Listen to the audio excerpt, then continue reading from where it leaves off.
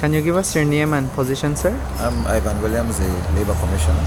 We understand that there is a labor seminar here. Tell us a little bit more about it. Yes, today we're having a labour education seminar to educate employers and workers on their rights and responsibilities under the various labour legislations and international conventions that we have signed on to. How many people are you guys expecting here today? We're expecting about 75 between employers and workers put together. Now, after this event, after the participants learn about all these things that you guys have to tell them, how can they use it to their benefit? Well, it will foster industrial relations, better industrial relations between workers and employers, so that both can appreciate the rights and responsibilities and respect to the law, so they can treat with each other, and so we can have fair labor practices and minimize conflicts and disputes and so on. Probably one of the question that may arise is the issue of the lack of unemployment opportunities.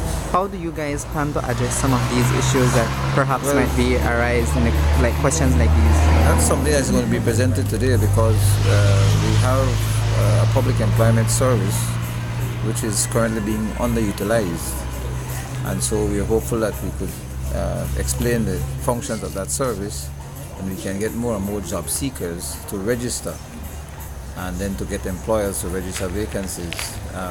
What we found out that in many respects, many of the persons seeking jobs need to probably go to some training institute and so on. So at least we could be that referral agency with respect to and quite often there are some jobs out there, it's just that the information may not be available, and so the Labour Department can be used as the bridge between the job seekers and the employers.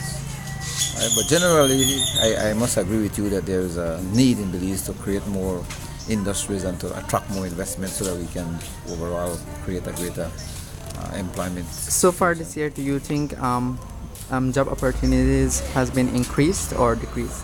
It has increased, but particularly in the agricultural sector, and for reasons, personal reasons, most of the employment that we are seeing now is more in the agriculture sector, and so we'd like to see more and more persons being attracted to those jobs rather than looking for office jobs and so on. And so if we can get more people in those kinds of areas, then we can also reduce the unemployment. For some reason, we Belizeans prefer other jobs other than the agriculture jobs. Okay.